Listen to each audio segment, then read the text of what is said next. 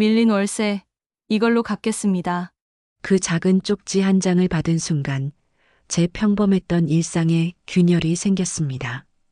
어느 날 밤 11시 지하 세입자의 딸 정아가 떨리는 목소리로 말했어요. 사모님, 정말 죄송한데 이걸 보셔야 할 것 같아요. 정아의 손에는 조그만 쪽지 한 장과 핸드폰이 들려 있었습니다. 뭔데 그래? 마음의 준비를 하시고 이걸 먼저 들어보세요. 핸드폰에서 흘러나온 녹음 파일. 그 속에서 들린 목소리를 듣는 순간 저는 세상이 무너지는 것 같았어요. 그리고 정아가 건넨 쪽지를 본 순간 온몸이 떨렸습니다. 정아야, 이게 진짜야? 네, 정말 죄송해요. 하지만 사모님이 알아야 한다고 생각했어요. 그 작은 쪽지 안에 숨어 있던 비밀은 무엇이었을까요? 정아는 왜 그렇게 심각한 표정으로 저에게 이걸 보여준 걸까요? 15년 결혼 생활 동안 전혀 몰랐던 진실이 저를 기다리고 있었습니다. 그리고 그 모든 것을 알게 된 후 평범한 주부의 삶은 어떻게 바뀌게 될까요? 이 이야기가 궁금하시다면 구독과 좋아요 부탁드립니다. 여러분의 관심이 더 좋은 이야기를 만드는 힘이 됩니다. 지금부터 시작되는 충격적이면서도 가슴 뭉클한 이야기를 함께 들어보시죠. 어머니에게서 물려받은 낡은 2층 주택에서의 삶은 그리 나쁘지 않았습니다. 1층에서 두 아이와 함께 살면서 반지하는 월세로 내놓아 생활비에 보탬이 되었죠. 아이들 학군도 괜찮았고 동네의 재개발 얘기가 돌면서 집값도 오르고 있었거든요. 그래서 이사는 계속 미루고 있었습니다. 남편은 증권사 WM센터의 PB 부장이었어요. 팀장급이라고 하니까 겉보기엔 여유로워 보였지만 실상은 달랐습니다. 성과급이 들쑥날쑥하다 보니 수입이 일정하지 않았거든요. 게다가 VIP 접대비며 개인 지출이 만만치 않아서 늘 현금에 예민했어요. 특히 세입자에게만큼은 유독 까다로웠습니다. 돈 없으면 나가라는 게 남편의 지론이었거든요. 세입자 아주머니가 월세를 며칠이라도 늦게 내면 바로 독촉 전화를 걸곤 했죠. 저는 그럴 때마다 그래도 사람 사는 일인데 조금 기다려주면 안 될까? 라고 말했지만 남편은 사업은 감정으로 하는 게 아니다라며 단칼에 잘라 말했어요. 그 아주머니는 60대였는데 딸 정아와 갓난아기 손자와 함께 지내고 있었습니다. 정아는 미혼모였어요. 아기 아빠는 임신 사실을 알고 나서 연락을 끊었다고 하더군요. 그래서 세 식구가 좁은 반지하에서 힘겹게 살아가고 있었죠. 아기가 밤마다 울어서 위층 세입자들한테서 민원이 들어오는 것도 골칫거리였어요. 그날도 평범한 하루였습니다. 남편은 아침 일찍 출근했고 저는 아이들 챙겨보내고 집안일을 했죠. 오후엔 마트에 갔다가 돌아와서 저녁 준비를 했어요. 남편이 언제 들어올지 모르니까 미리 반찬을 몇 가지 만들어 두었습니다. 저녁 7시쯤 남편한테서 전화가 왔어요.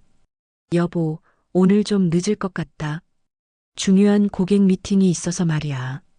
생각해보니 요즘 이런 전화가 부쩍 늘었더라고요.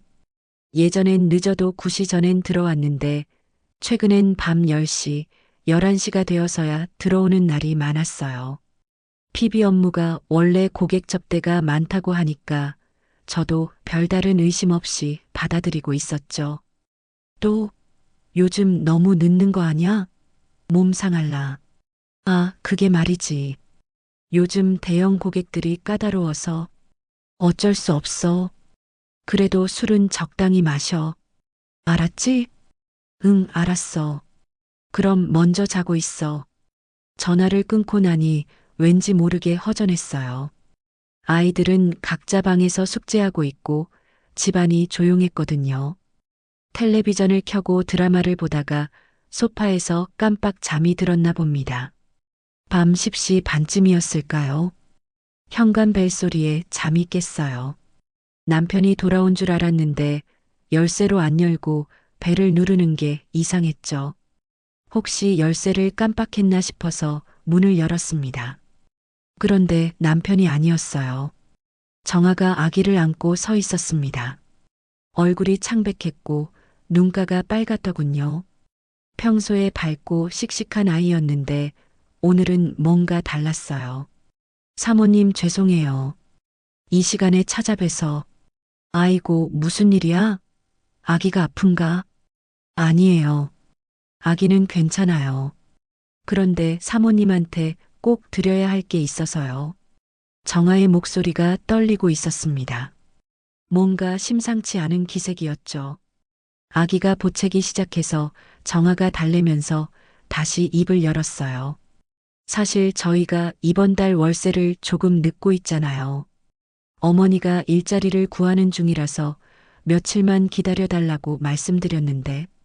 아, 그거 괜찮다고 했잖아. 너무 걱정하지 마. 우리도 급하지 않으니까. 정말 감사해요, 사모님. 그런데 오늘 우연히 알게 된 게 있어서요. 월세 대신 이걸로 갚고 싶어요. 정아가 주머니에서 작은 종이 쪽지를 꺼냈습니다. 그리고는 조심스럽게 제 손에 쥐어주었어요. 이게 뭐야? 밀린 월세, 이걸로 갚겠습니다. 무슨 소리인지 도무지 이해할 수 없었어요. 쪽지로 월세를 갚는다니 대체 무슨 뜻일까요? 정아야, 이게 도대체 뭔지 모르겠는데 설마 복권이라도 맞았어? 아니에요, 사모님. 그 쪽지부터 보세요. 그리고 정아가 자신의 핸드폰을 꺼내더니 뭔가를 조작했어요. 화면에 녹음 파일 하나가 떠 있었죠. 이것도 함께 들어보세요. 재생 시간이 1분 남짓 되더군요. 저는 쪽지를 펼쳐보려다가 정아의 심각한 표정을 보고 멈칫했어요. 정아야, 혹시 이게 뭔가 안 좋은 내용이야? 정아가 고개를 끄덕였어요. 그리고는 미안하다는 듯 말했습니다. 사모님, 정말 죄송해요. 하지만 사모님이 알아야 할 것 같아서 마음의 준비를 하세요. 그 순간 가슴이 쿵 내려앉는 것 같았어요. 뭔가 중대한 일이 벌어질 것만 같은 불길한 예감이 온몸을 휘감았거든요. 정아의 떨리는 손가락이 재생 버튼 위에서 머뭇거리고 있었습니다.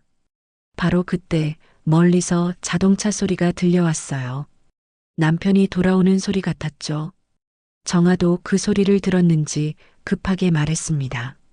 정아가 재생 버튼을 눌렀어요.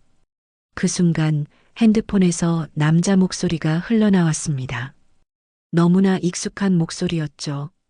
자기야, 내일 강남에서 만나자. 평소 그 카페 앞에서. 여자 목소리가 이어졌어요. 오빠 알았어. 몇 시에? 오후 2시?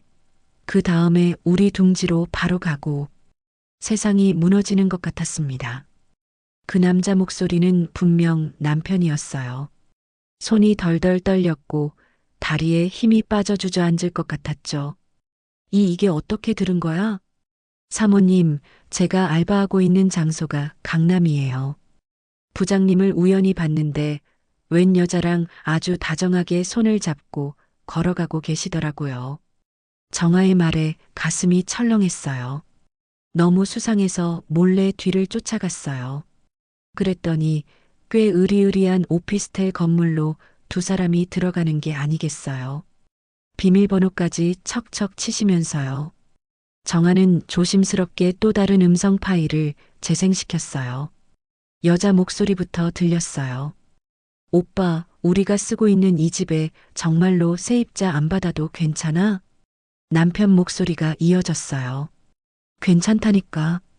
어차피 내 건물인데. 한 채 정도 비워두는 거 별거 아니야. 그래도 한 달에 200만 원씩 손해보는 거 아니야? 내가 지금까지 고객들 돈 얼마나 불려줬는데.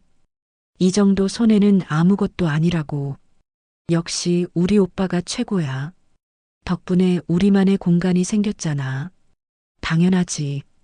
나 이번 주 금요일에 집에 야근한다고 거짓말하고 여기서 새벽까지 있을 거야. 정말? 좋아.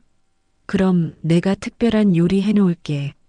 승강기 도착 신호음을 마지막으로 그 음성 파일은 끝났습니다. 너무도 어마어마한 충격에 저는 더듬거리며 물었어요.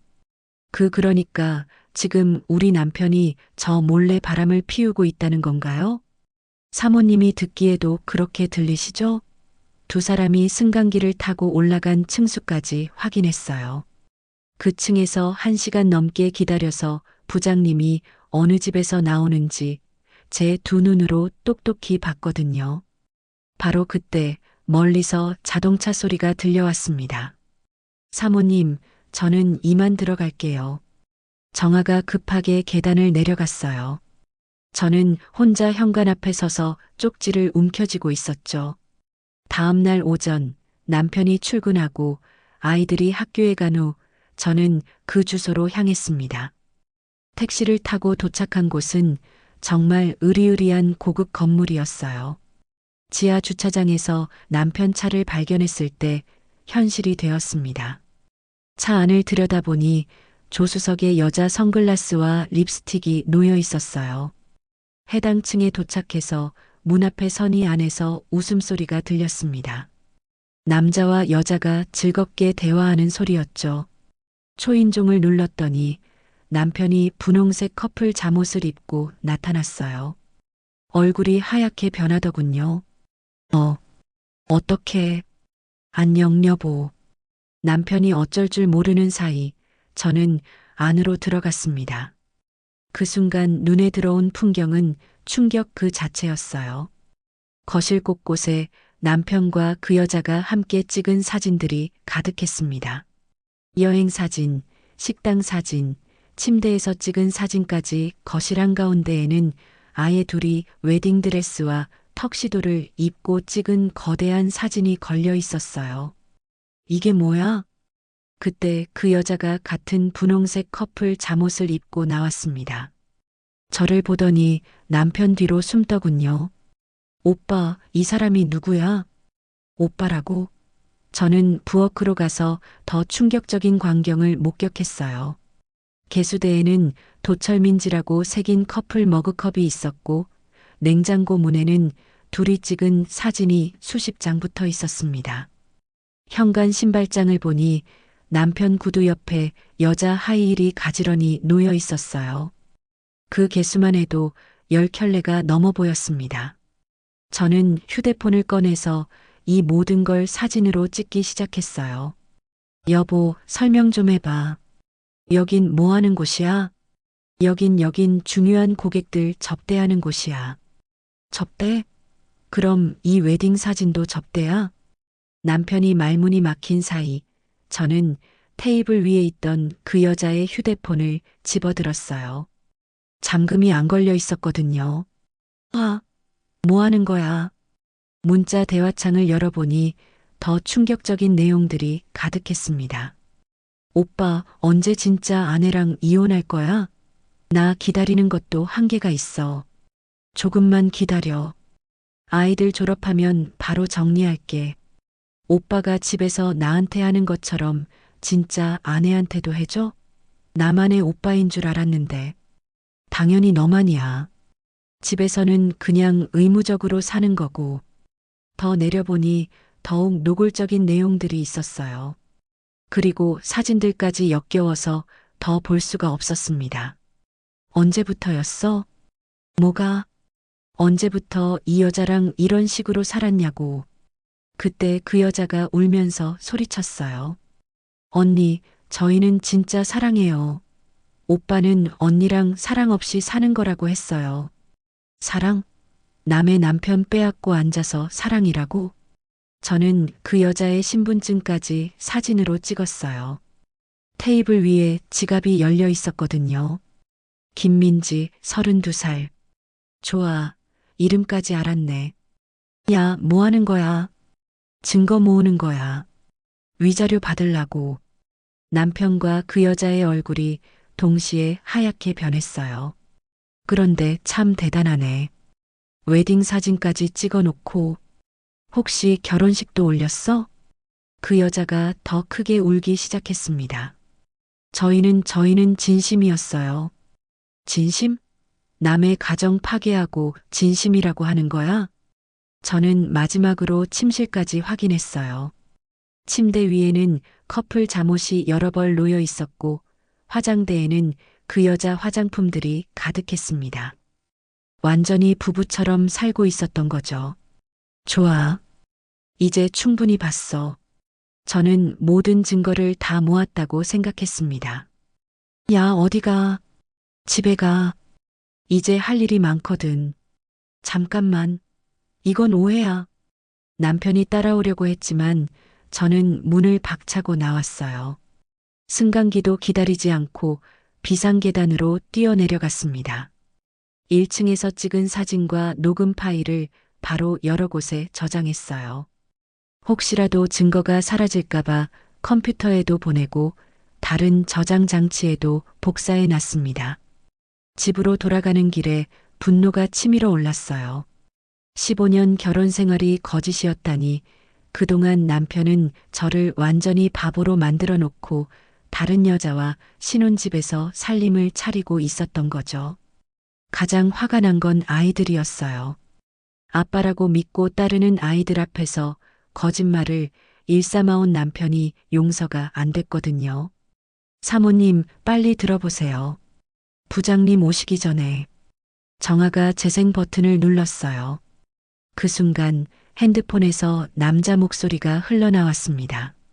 너무나 익숙한 목소리였죠. 집에 도착하자마자 저는 남편의 옷장을 열어젖혔어요. 정장, 셔츠, 넥타이까지 모든 옷을 꺼내서 현관 밖으로 던져버렸습니다. 15년간 모아둔 옷가지들이 복도에 널브러져 있는 모습을 보니 속이 조금 시원해졌어요. 침실 서랍을 뒤지다가 충격적인 걸 발견했습니다. 이혼 서류였어요. 그것도 이미 남편이 서명까지 해놓은 채로 말이죠. 서류 날짜를 보니 벌써 한 달 전에 작성해 놨더군요. 서류 옆에는 변호사 명함도 있었고 재산분할 관련 메모도 있었어요. 그런데 그 밑에 있던 또 다른 메모를 보고 경악했어요.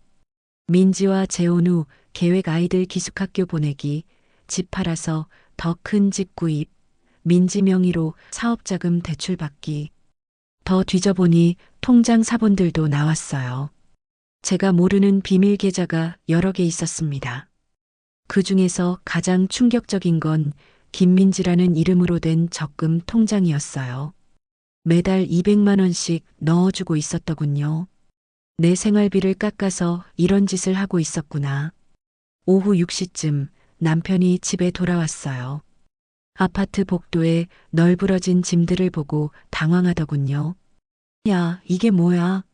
왜 내 옷을 밖에 버려놨어? 저는 현관문을 열고 남편을 째려봤어요. 당신 짐이야. 가져가. 미쳤어? 갑자기 왜 이래? 갑자기 2년 동안 나를 속여놓고 갑자기라고? 남편의 얼굴이 하얗게 변했어요. 뭔 소리야? 김민지, 32살. 오피스텔에서 신혼놀이 하면서 나를 바보로 만든 거 다 알고 있어. 어떻게? 이혼 서류도 이미 써놨더라. 정말 치밀하네. 남편이 완전히 당황했어요. 그건 만약에 대비해서. 만약에? 김민지한테는 벌써 확정이라고 했으면서 그 여자 임신시켜서 아기 낳으려고 했잖아. 그때 고1인 큰아이 성민이가 학원에서 돌아왔어요. 복도에 널브러진 아빠 옷들과 언성 높이는 부모님을 보고 놀라더군요. 엄마, 아빠, 무슨 일이에요? 성민이가 의외의 말을 했어요. 혹시 아빠가 바람 피운 거예요? 남편이 깜짝 놀라더군요. 뭔 소리야? 친구들이 그러던데 아빠가 강남에서 젊은 여자랑 손잡고 다니는 거 봤다고 했어요. 소문 많이 났어요. 저는 성민이를 집 안으로 들어오게 했어요. 성민아, 앉아. 엄마가 얘기할 게 있어. 중3인 둘째 수진이도 학원에서 돌아왔어요. 엄마, 아빠 왜 밖에서 소리 지르세요? 옷들은 뭐예요? 저는 두 아이를 거실에 앉혀놓고 차분하게 말했어요. 아빠가 다른 여자랑 만나고 계셨어. 그것도 2년 넘게.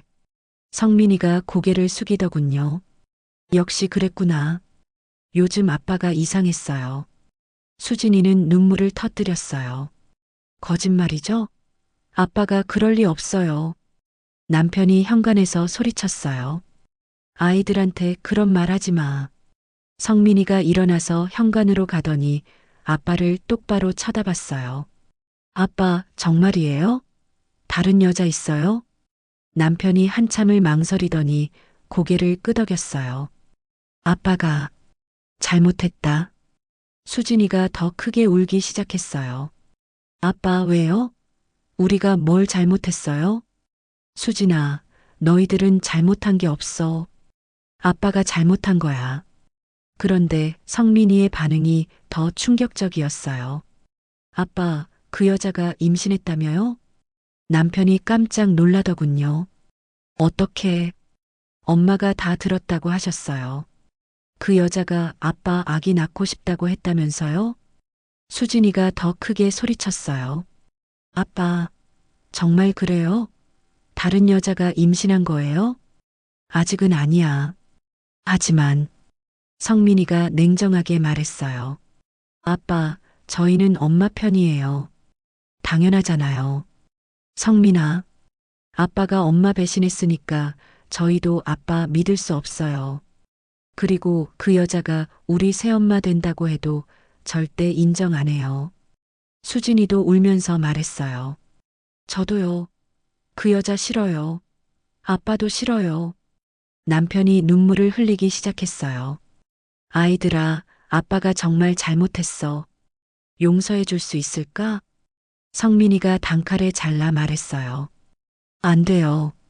아빠는 이제 남이에요. 그제서야 남편이 현실을 받아들이기 시작하는 것 같았어요. 그럼 정말로 이혼하자는 거야?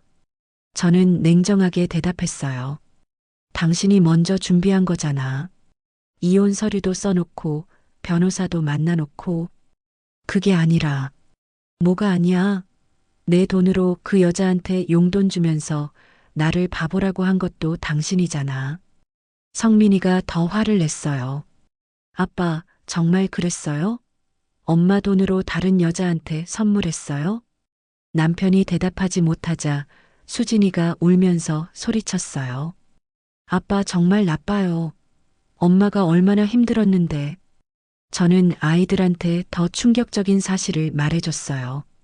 아빠가 너희들을 기숙학교 보내려고 계획했어. 그 여자랑 둘이 살려고. 성민이와 수진이가 동시에 소리쳤어요. 뭐요? 우리를 버리려고 했어요?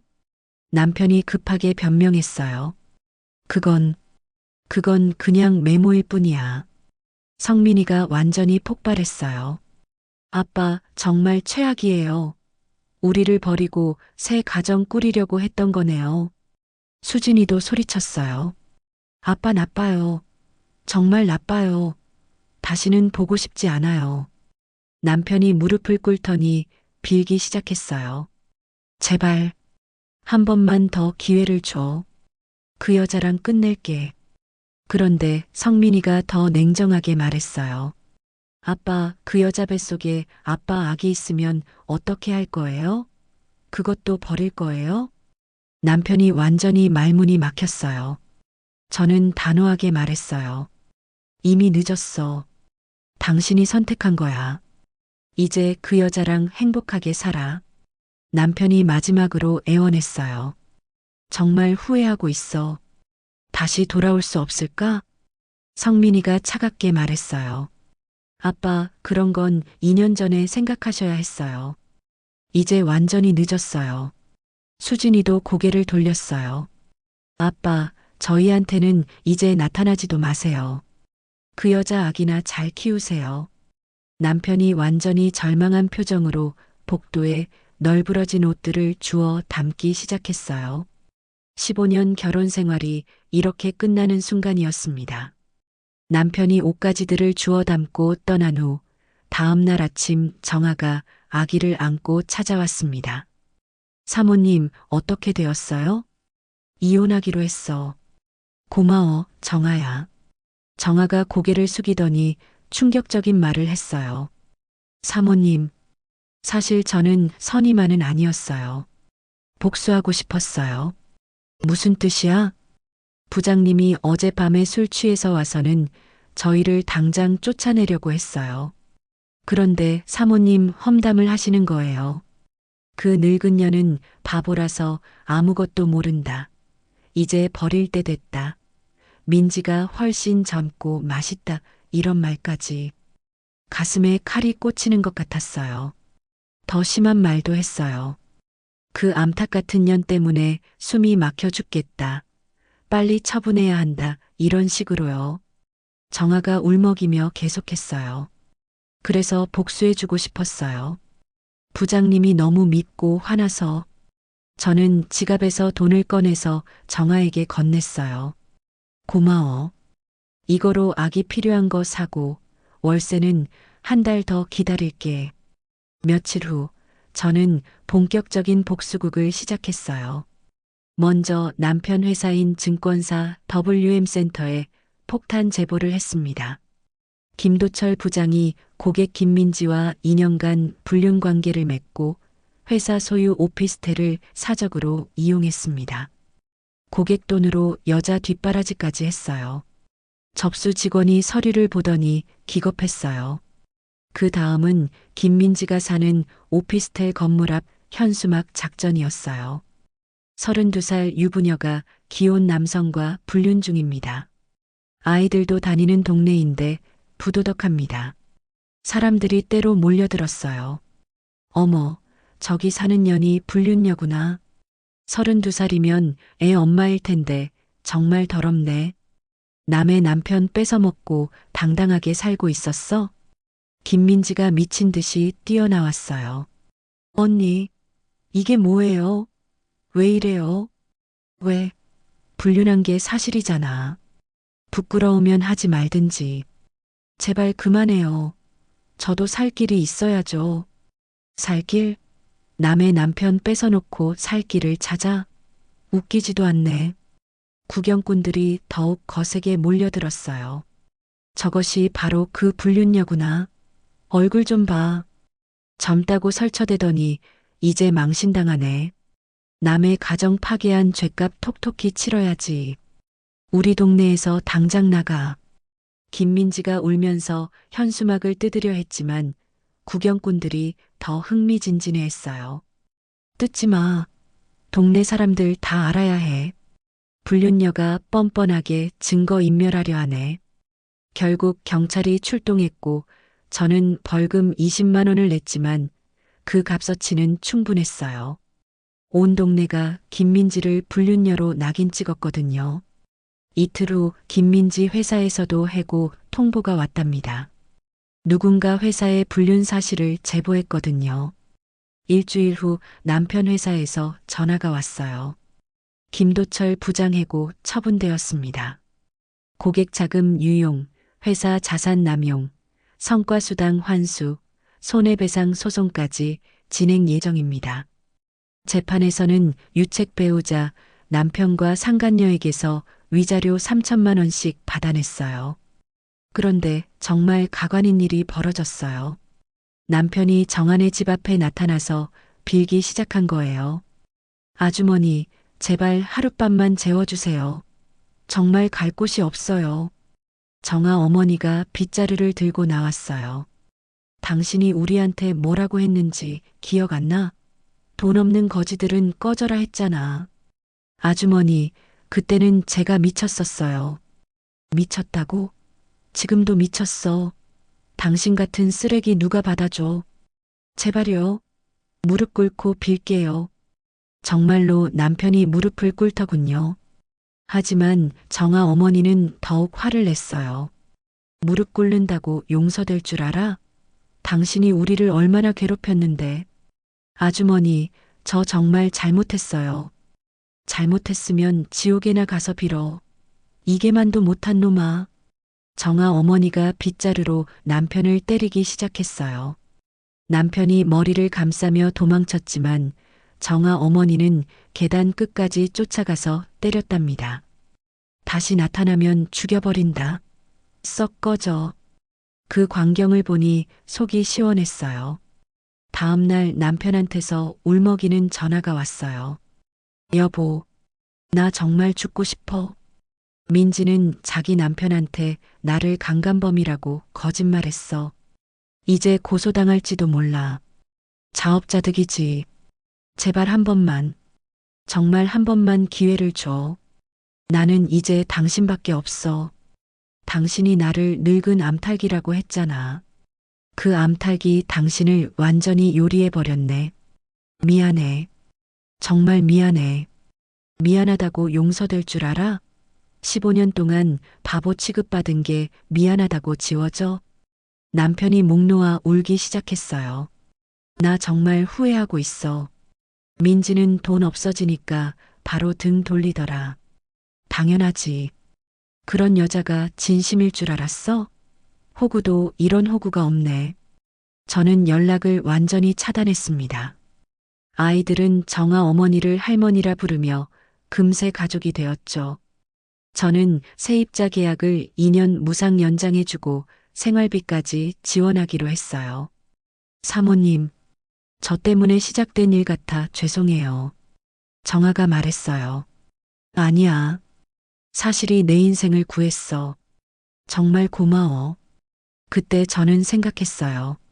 정아의 그 작은 쪽지 하나가 썩은 결혼 생활을 완전히 뒤집어 놨다고요.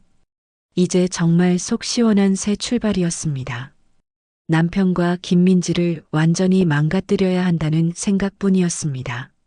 단순한 이혼으로는 분이 안 풀렸거든요. 2년 동안 저를 바보로 만든 그 대가를 톡톡히 치러야 했어요. 다음 날 아침, 저는 더욱 강력한 복수를 준비했습니다. 먼저 남편이 다니는 증권사 WM센터 본사로 직접 찾아갔어요. 로비에서부터 큰 소리로 외쳤습니다.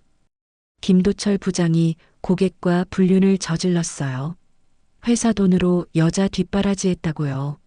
로비에 있던 사람들이 모두 쳐다봤어요. 직원들이 당황해서 저를 막으려 했지만 저는 더 크게 소리쳤습니다. 2년 동안 회사 소유 오피스텔에서 김민지라는 고객과 동거했어요. 증거 다 있어요.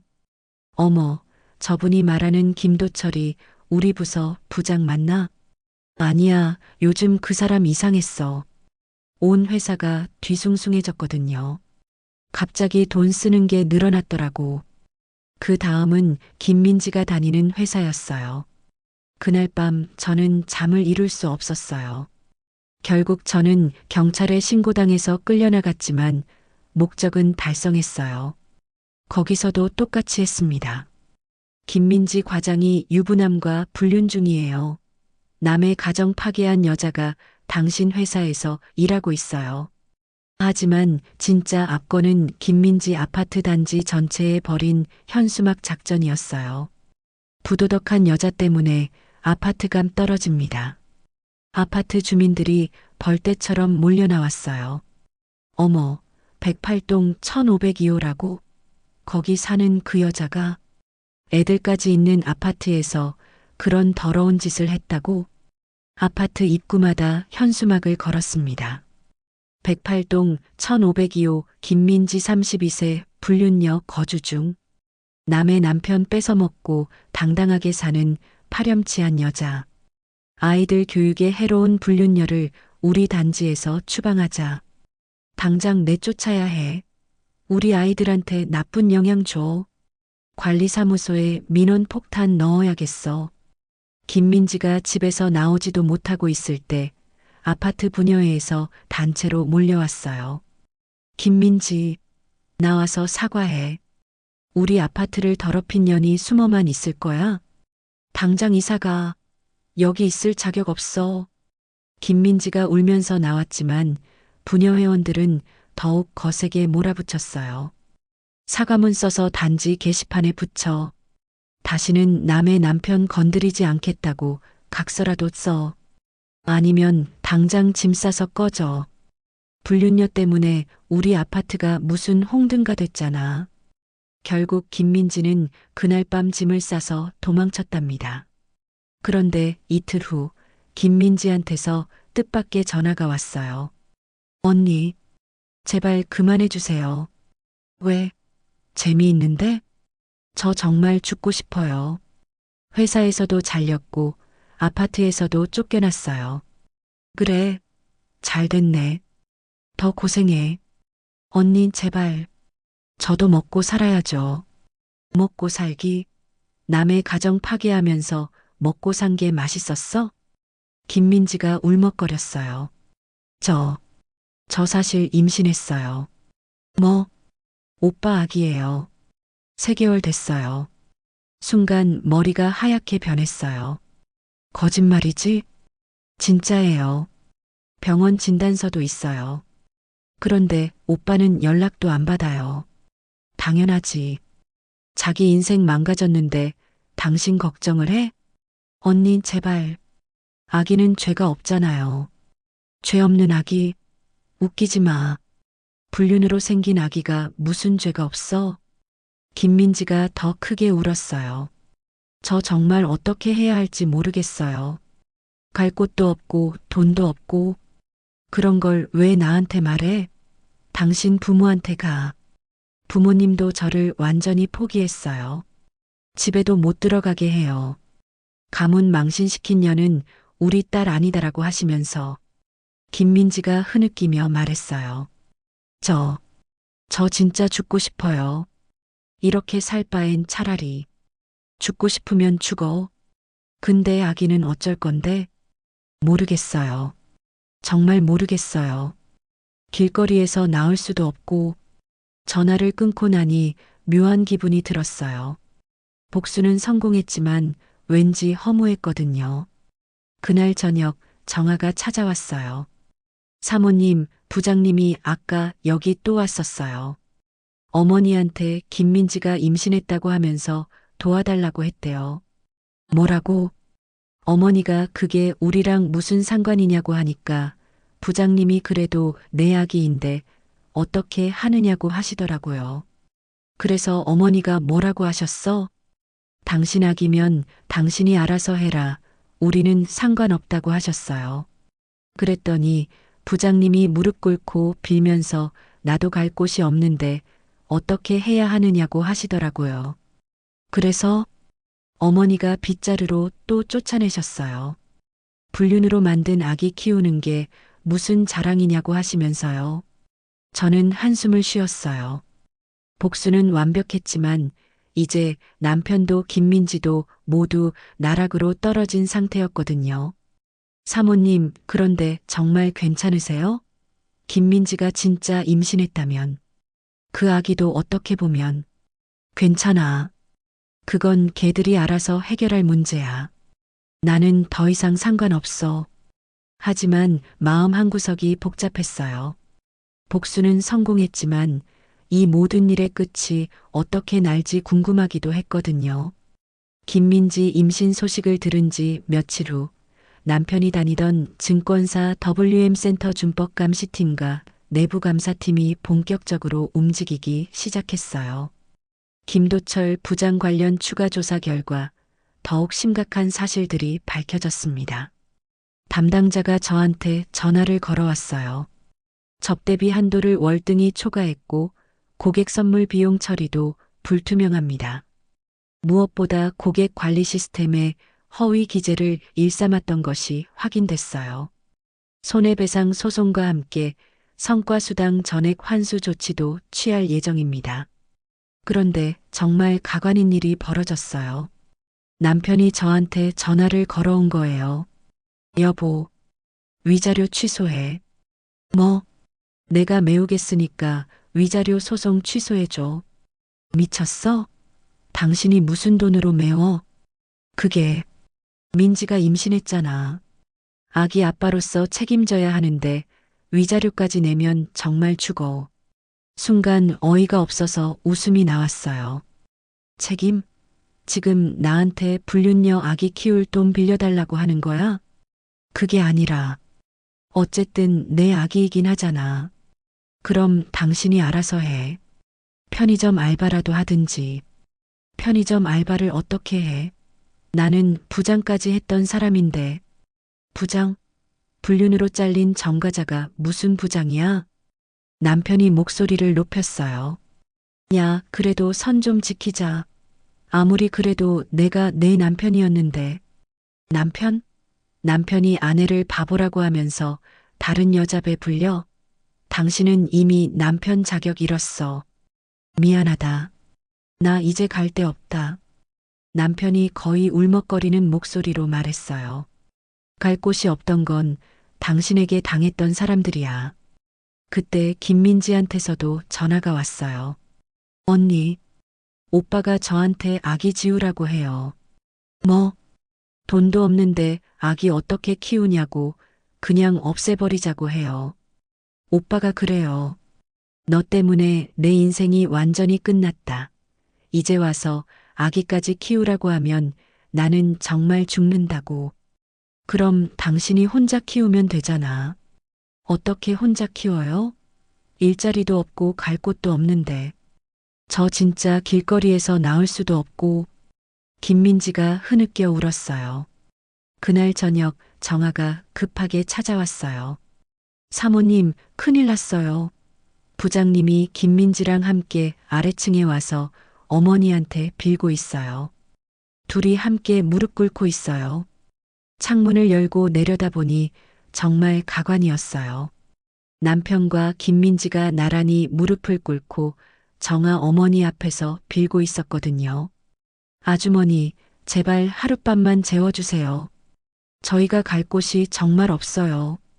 정아 어머니가 빗자루를 들고 소리쳤어요. 당신들이 우리를 어떻게 대했는데 여기 와서 빌어. 아주머니, 저희가 정말 잘못했어요. 그런데 김민지가 갑자기 배를 움켜쥐더니 쓰러졌어요. 아파. 배가 아파요. 남편이 김민지를 부축하며 다급하게 외쳤어요. 아주머니, 제발요. 아기가 위험해요. 저는 마지못해 내려갔어요. 김민지가 계단에 주저앉아서 배를 쥐고 있었습니다. 언니, 배가 너무 아파요. 피가 나는 것 같아요. 바지에 정말 피가 배어나오고 있었어요. 병원 가야 해. 빨리. 남편이 다급하게 소리쳤어요. 병원비는 누가 내? 당신이 낼 돈 있어? 제가 냉정하게 물었어요. 결국 119가 왔고 김민지는 응급실로 실려갔어요.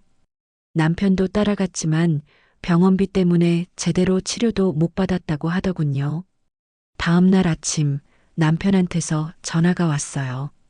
여보, 민지가 유산했어. 의사가 그러는데 극심한 스트레스 때문이래.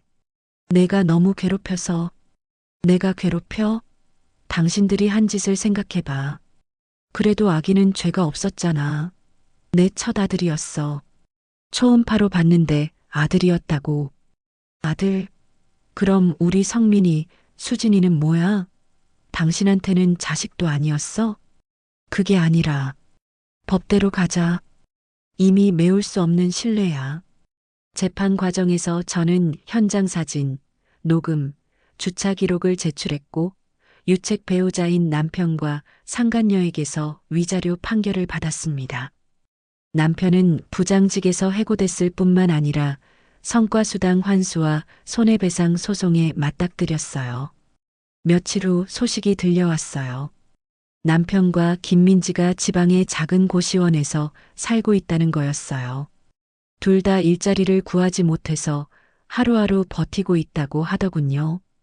그런데 정아가 충격적인 소식을 가져왔어요. 사모님, 김민지가 자살 시도했대요. 뭐? 유산 후 우울증이 심해져서. 다행히 부장님이 발견해서 살렸다고 하는데 저는 잠시 말문이 막혔어요.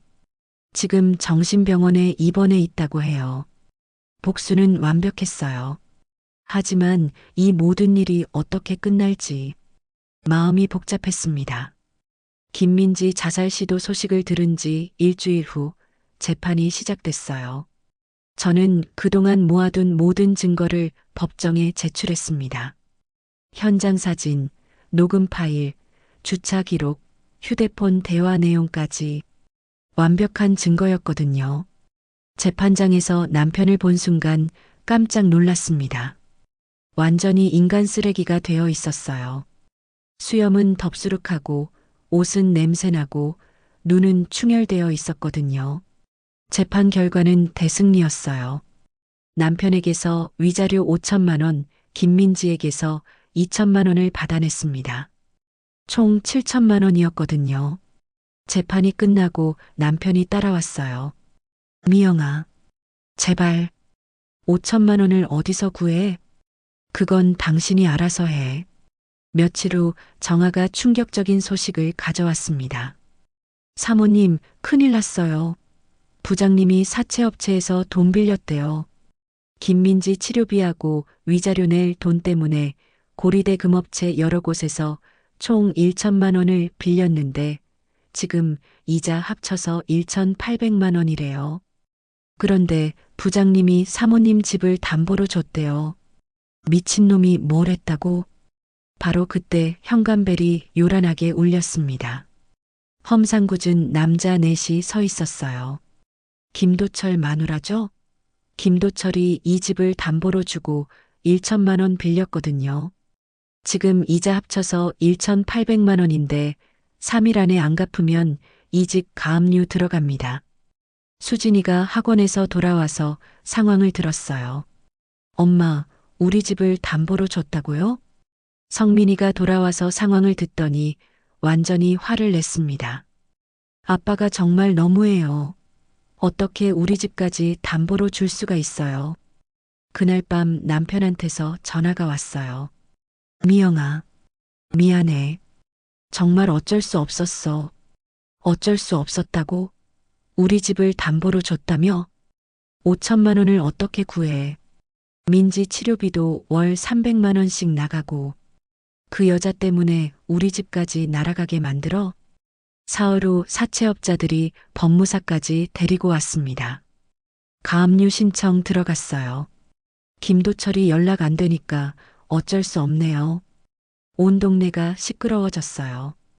이웃들이 수군거렸고 아이들은 학교에서 놀림받기 시작했습니다. 일주일 후 남편이 집 앞에 나타났어요. 완전히 거짓골에 얼굴은 멍투성이었습니다.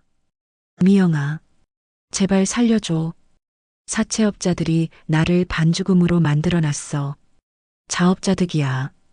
민지도 완전히 미쳤어. 너한테 복수하겠다고 하면서 우리 집 주소 알아내려고 해. 바로 그때 사채업자들이 또 나타났어요. 김도철. 드디어 잡았다.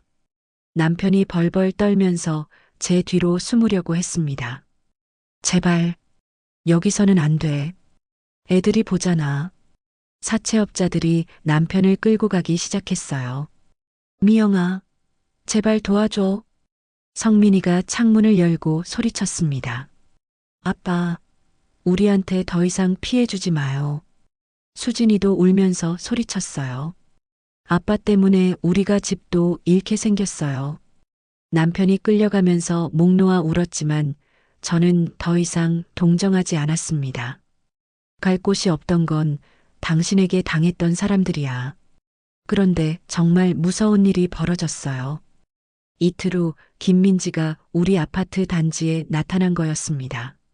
정아가 급하게 올라와서 말했어요.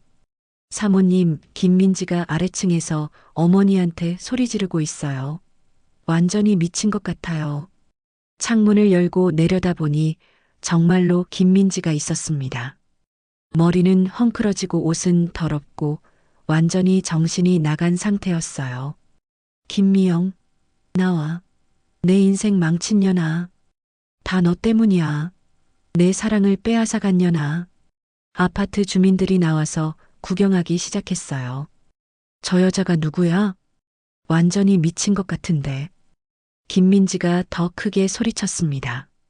김미영, 나와서 사과해. 내 남자 빼앗고 내 아기까지 죽게 만든 년아. 결국 경찰이 출동했고 김민지는 강제로 끌려갔어요. 하지만 그 모습을 본 아이들이 완전히 충격받았습니다. 엄마, 무서워요. 저 여자가 또 올까봐. 그날 밤부터 저희는 정말 조심해야 했어요. 김민지가 언제 또 나타날지 모르니까요. 복수는 완벽했지만 그 여자가 완전히 미쳐버린 게 제일 무서웠습니다. 김민지가 경찰에 끌려간 지 일주일이 지났지만 저희는 여전히 불안했습니다.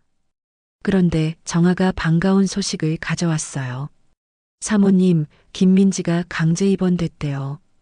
이번엔 보호병동에 들어가서 최소 6개월은 못 나온대요. 정말?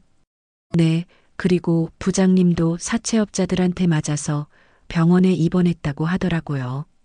드디어 숨통이 트였어요.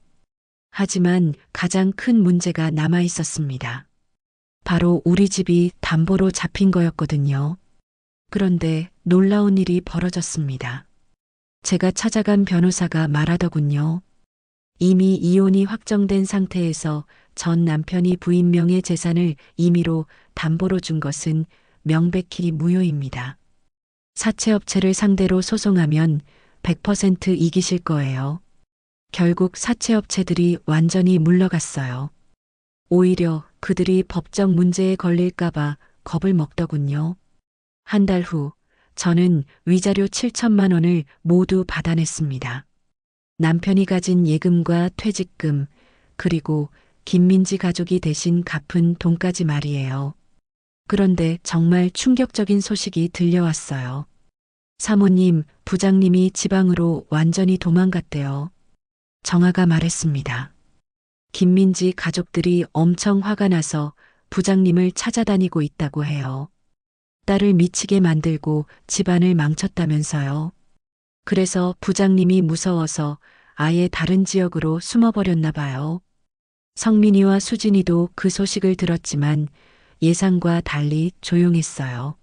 엄마, 수진이가 말했습니다. 아빠가 정말 불쌍해졌네요.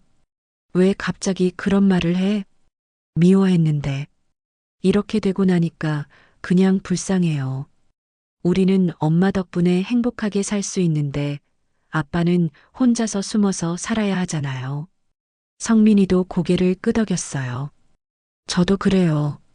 아빠를 용서할 생각은 없지만 그래도 한때는 우리 아빠였는데 이렇게 끝나니까 씁쓸해요. 저도 마음이 복잡했습니다. 복수는 완벽했지만 왠지 모르게 허전했거든요. 그날 저녁 저는 특별한 식사 자리를 마련했습니다. 정한의 가족을 우리 집으로 초대한 거였어요. 와, 정말 푸짐하네요.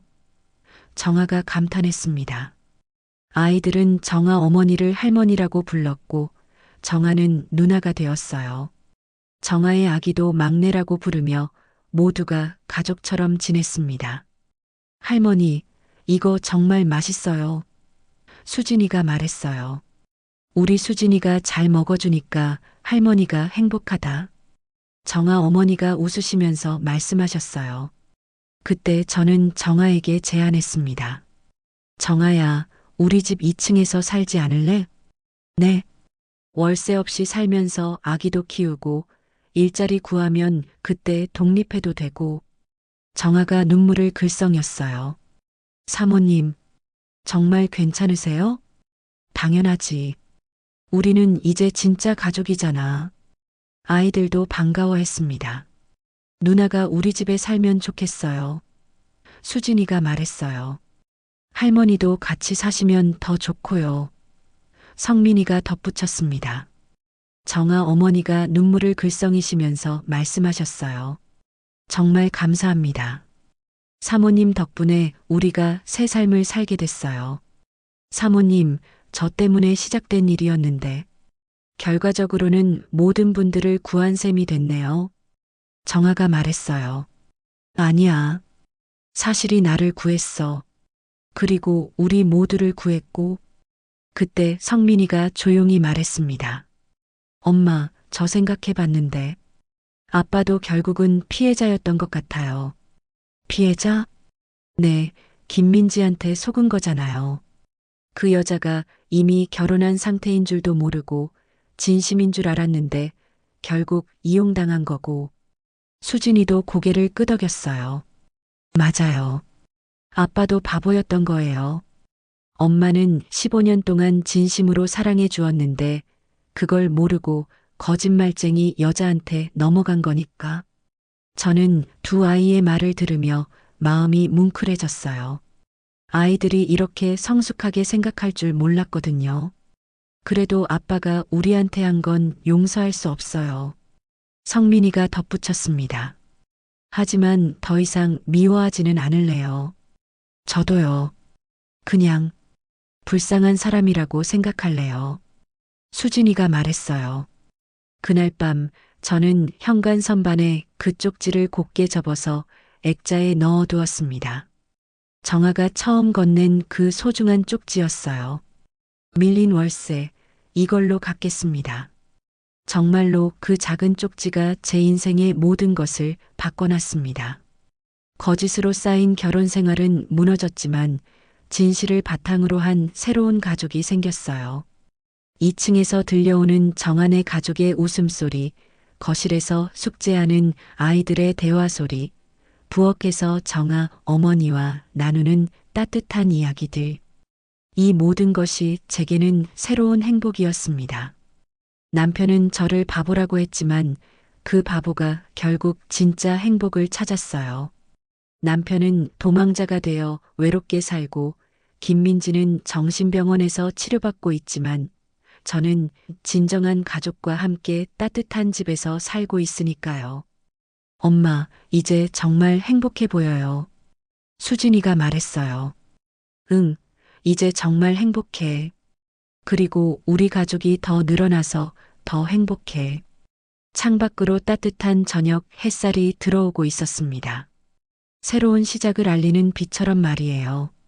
복수는 끝났고 이제는 용서와 새로운 사랑으로 가득한 삶이 시작되는 거였습니다. 월세는 돈으로 갚고 배신은 증거로 갚았지만 결국 진정한 승리는 사랑으로 얻은 거였어요. 그로부터 6개월이 지났습니다. 정한의 가족은 우리 집 2층에 완전히 정착했고 우리는 정말 한 가족이 되었어요. 어느 날 저녁 성민이가 말했습니다. 엄마, 저 논술 주제로 진실의 힘에 대해 쓰려고 해요. 우리 가족 이야기로요. 저는 문득 깨달았어요. 아이들아, 엄마가 이번 일을 통해 배운 게 있어. 진실은 아무리 작아도 거짓보다 강하다는 거야. 정아의 작은 쪽지 하나가 모든 걸 바꿨잖아. 정아가 눈물을 글썽이며 말했어요. 저도 배웠어요. 용기 내서 진실을 말하는 게 얼마나 중요한지. 성민이가 진지하게 말했습니다. 저는 정의가 뭔지 알았어요. 정의는 나쁜 사람을 벌주는 게 아니라 선한 사람들이 행복해지는 거더라고요. 수진이도 고개를 끄덕였어요. 가족의 진짜 의미도 알았어요. 가족은 피가 아니라 마음으로 연결되는 거예요. 저는 정아의 아기를 안으면서 말했습니다. 가장 중요한 건 어떤 어려움이 와도 포기하지 않으면 반드시 길이 열린다는 거야. 엄마, 그 쪽지 정말 소중하네요. 수진이가 현관 선반의 액자를 바라보며 말했어요.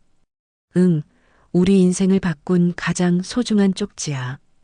창밖으로 따스한 봄 햇살이 들어오고 있었습니다. 작은 진실 하나가 만든 기적 같은 이야기. 그 이야기가 우리에게 준 교훈들이 앞으로 살아갈 우리의 든든한 밑바탕이 될 거였습니다. 진실의 힘, 용기의 소중함, 진정한 가족의 의미, 그리고 끝까지 포기하지 않는 마음. 이 모든 것을 가르쳐준 한 장의 작은 쪽지에 감사했습니다.